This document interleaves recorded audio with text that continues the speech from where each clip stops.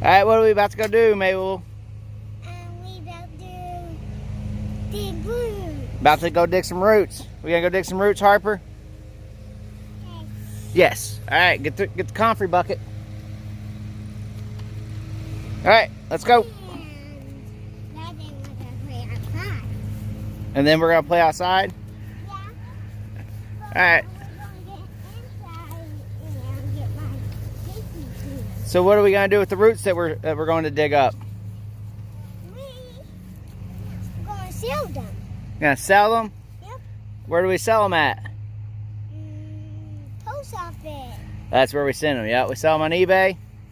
Yep. All right, well, let's go dig up some roots and so we can send our orders out. Yep. Let's go do it. Mhm. This way. Yeah. All right, show me where the roots are. You remember? Where are the roots at?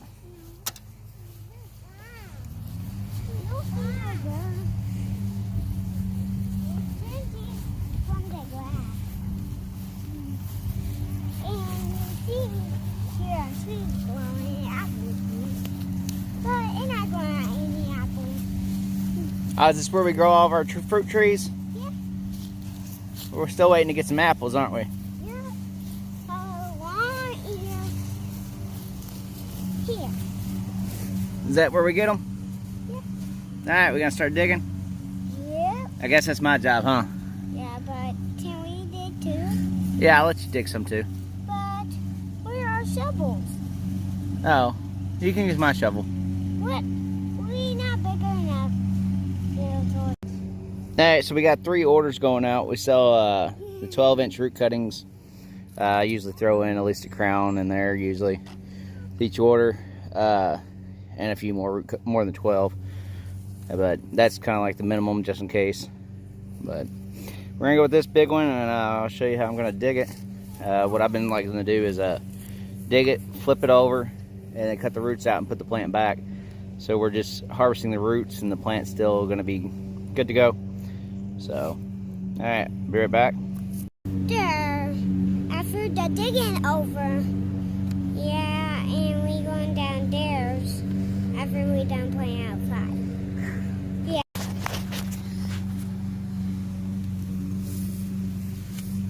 Here you go. I see Harper. I see your shovel and your boots. I see you. Alright. Maybe this is camouflage.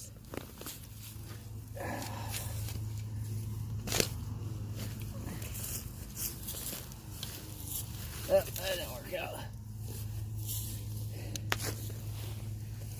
Keep coming on it. Oh, damn. I wasn't looking where I did. Alright. Harper, you got the bucket? Whoa. Here, show all the roots. Show it on camera. There's all of our roots. Yeah. Yeah, we always keep some roots. We keep some root for the plant sometimes. Uh-huh. So we get some of the plant roots. Then the plant said, okay. Then we said, okay, we'll give some to you too, right? Yep, we can't take them all. Nope. Then they will die. That's right, so we just take some of them. Yep, so we just share them. Oh. You gotta show them on the camera. Oh. And there's more right here that I have. Let me throw them in the bucket. Show them Harper with the bucket. Harper, you holding the bucket? And whatever that. Oh, there's Show a them little on the camera. Here, put it in the bucket.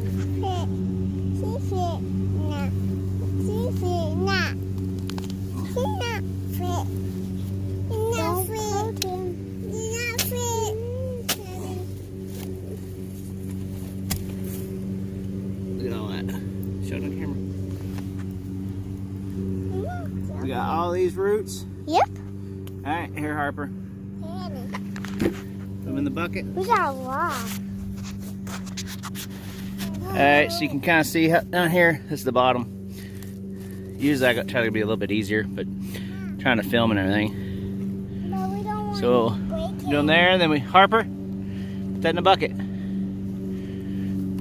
We just put them in our bucket. You can hear the neighbors. It's a nice day out finally, so everybody's out mowing and stuff. And a lot of times I get more than what I've ordered or what I have orders for. So today we got 3 orders, but we'll get a little bit more than that. And then we'll end up putting some of these root cuttings in the ground around our place, so that way we got more of these things coming up and more plants. So we'll be right back. Alright, this is what we got so far, so I kind of want to go through and count. There are 3 orders at 12 a piece at minimum.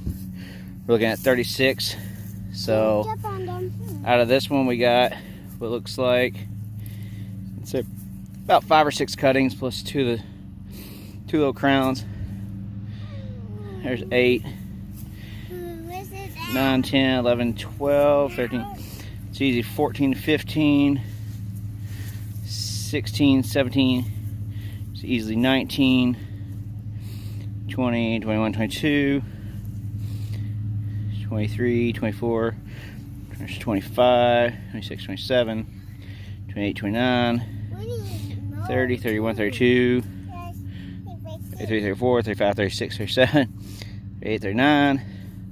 Yeah, so we got more than enough here for our 3 orders. And like I said, I got a collection. The ones that I don't send out, that I end up saving, I put them in a bag, a plastic bag with a damp paper towel, and then I stick them in the fridge till I'm ready to go out and plant them. Or sometimes I'm gonna walk back up if it's the right weather. I'll take these. I try to plant them usually like if it's gonna be a rainy day or something. So it seems like they take better because the ground's moist and it gives them a day or two to kind of get their roots back in the ground. But that's what we got for now. We're gonna take them up to the house, cut them up, and package them. We'll show some of that, I guess. You can kind of see how simple it is. And I gotta get these girls downstairs because they only help for so long and then they want to go play. Isn't that right? Yeah. All right, say bye. Bye. Because I don't think they're gonna help me with the packaging and the cutting, are you? No.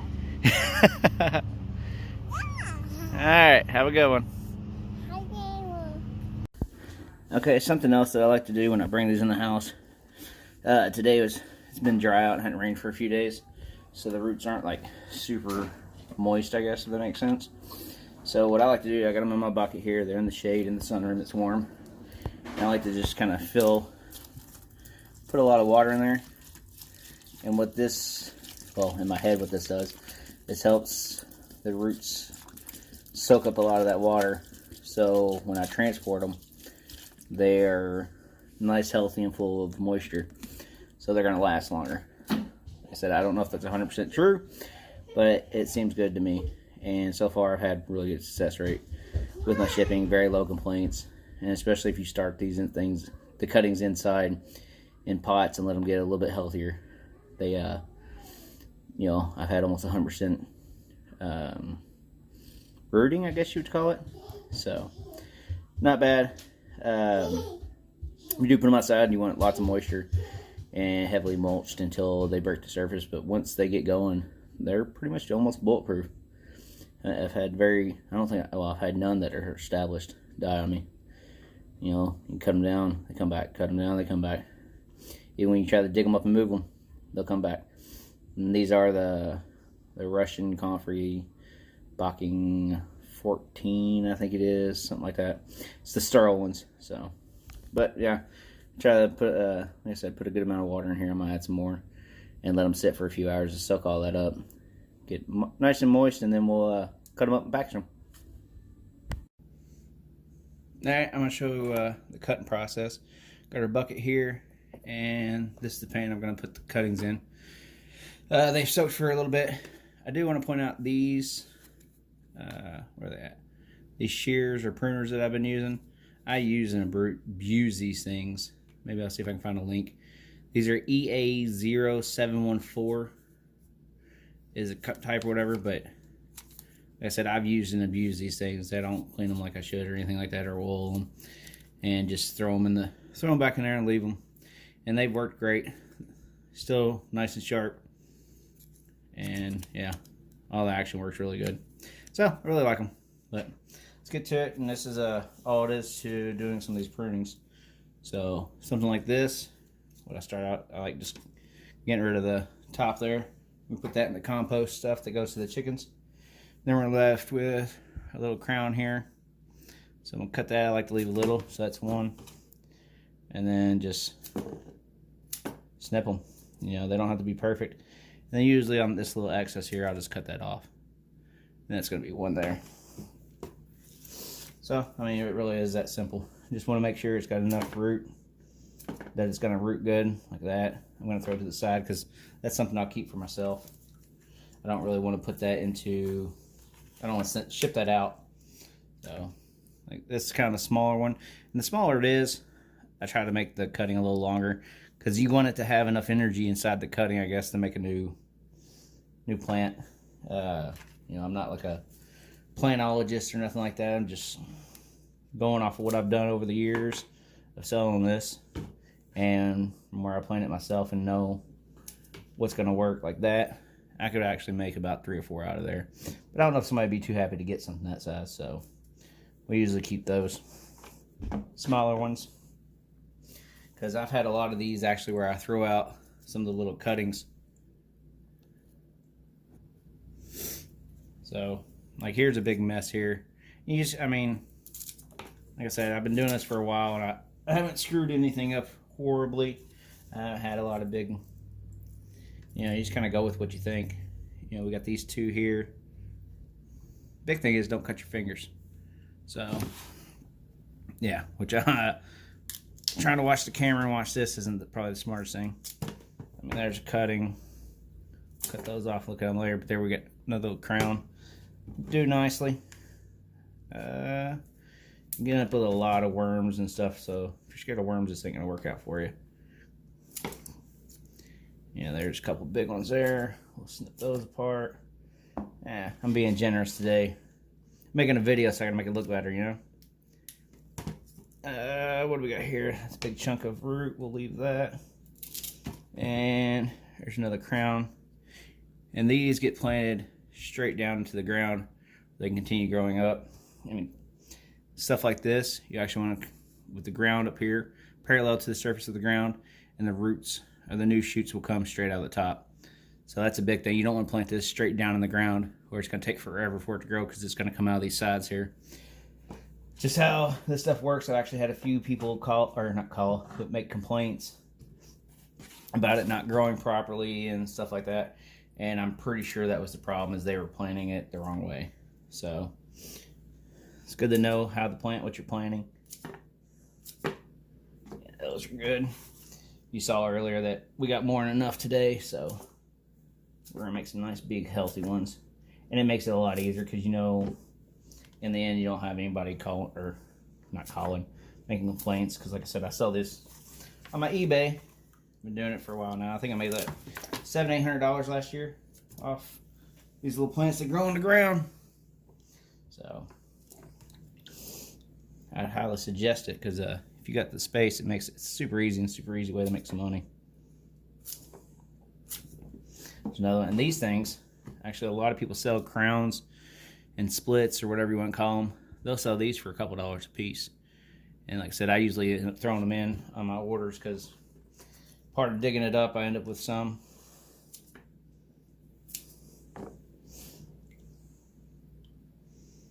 There's another good size one there. We'll just throw that in there.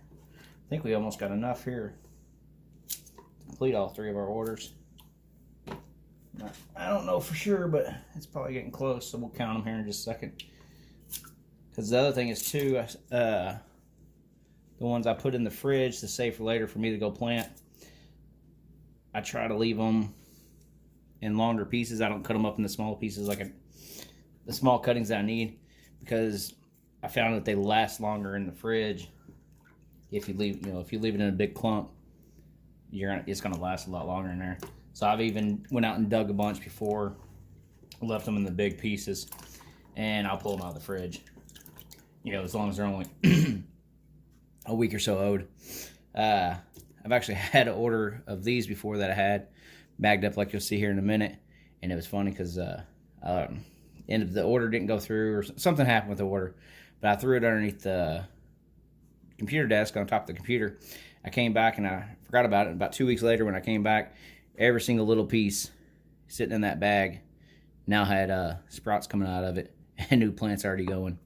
So, I mean, if that works, I don't see how you can kill this stuff.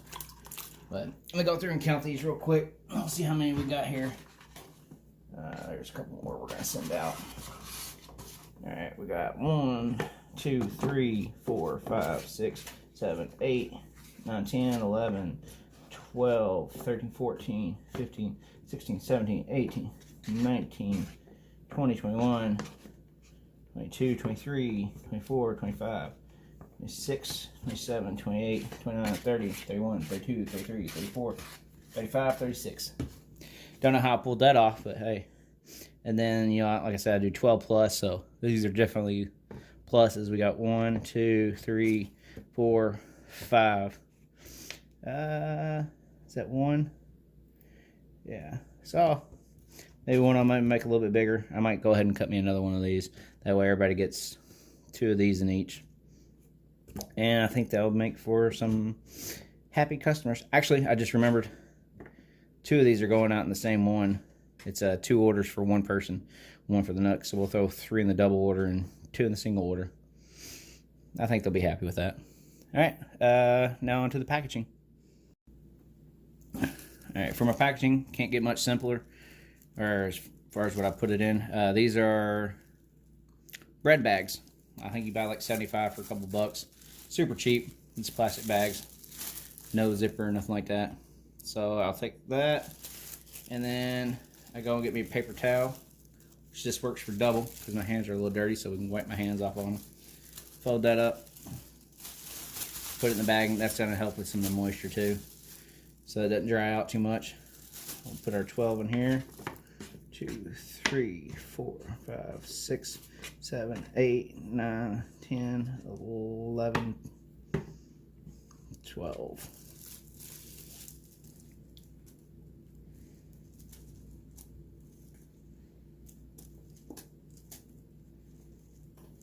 Alright, so there's a 12 and our 2 cuttings here.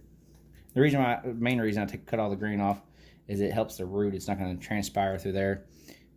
And then also, it's less to ship. So, there we got it. I'll flatten it out, get all the air out of there, spin it, and we tie it off. And that's it. And we'll throw it into like a bubble mailer and ship it off. I'll show you how big that is. And this is only usually about, as far as shipping, it really varies some, but anywhere from 5 to 8 ounces most of the time. Sometimes, you know, if I do bigger cuttings or stuff, or if it's more moist, it might be more, but that's it. Let me package this one up and we'll be right back. All right, here's 3 tools that you don't have to have, but make this a lot easier. We got our digital scale, tape gun, and paper cutter. I use that because I'm still printing paper labels, so I use it to cut my labels, make it a little cleaner. Tape gun, just easy tape dispenser. And then our digital scale, so we can weigh it and see how much our package is going to weigh. So we got this double order, it's coming in right around 7 ounces, 6.5. And a single order, yeah, around 4. And then you add some packaging, so I usually add about at least 2 ounces if we're just going to do some, like I said, some bubble mailers. And I do like recycling. I mean, this is a product that people are buying because they actually care and garden and, you know, care about the environment kind of thing, most of them. So I do a lot of recycling, like this here. You can see is bubble, so I'll use that, or a lot of my Amazon packages that come in bubble mailers. I try to use those, completely reuse the packaging. So, but I'm gonna get on my eBay and print off my labels, and then I'll package these up, and that would be about it.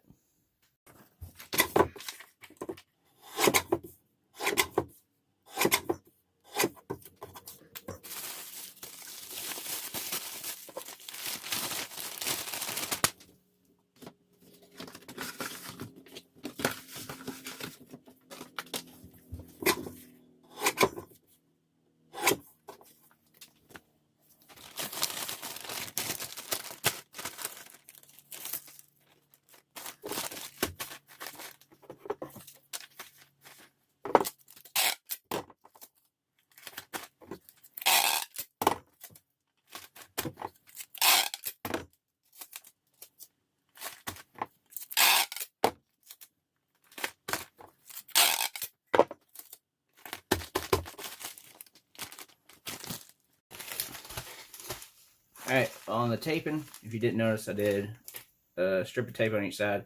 And then I like to do one across the address, so that way sometimes if it gets wet, you know, that's covered, and hopefully it'll survive. Also on the bottom of the tracking number, you can't cover the barcode, but I like to cover that tracking number piece, you know, the tape or whatever. So you can see it's that simple. These 2 orders here, I think they sold for, it was like $16 plus shipping for each order. One was a double, one was a single. So we're looking at, after fees and all that kind of stuff, you know, because you got your eBay fees, or these were actually sold on Etsy. You got your eBay fees, you got your Etsy fees. I'm sure my wife does that account. And then PayPal, you use PayPal, you got fees to there, like 10% or 3% plus a piece or whatever. It's not a lot, so we're looking at easy $30-$40, because double order, the shipping, it wasn't quite as much as, so you make a little bit on the shipping, not a lot. That, to me, that's just kind of part of what you make, because they charge you the fees on both the shipping and the regular price. But if we're making $10 an order, that's $30. So I went out, hung out with the kids for a minute, dug up some comfrey. You saw how easy it was cutting it up, bagging it, the shipping part. Throw it a little Chickenhawkfarmstead. I usually throw one of these little stickers in there that you saw, or business cards. That way people can check out the YouTube channel. But yeah, it's that simple. And this is just one little side hustle out of many. And on this one's one of the best and one of the biggest profit makers, because it's all profit. I mean, I didn't, all except for my time. And then some materials. You got some tape and got these poly mailers, because I'm out of the other ones. But a lot of times I use free packing material, like I said, from things that I get in the mail. But yeah, that's it. Just a little, one of many little side hustles you can do from home with the kids. That's easy, low risk. And it was, the hardest part was setting up the eBay account and setting up that order, or the listing. But once I learned how to do the listing, I mean, I got all kinds of stuff listed on eBay now. So, all right, have a great day.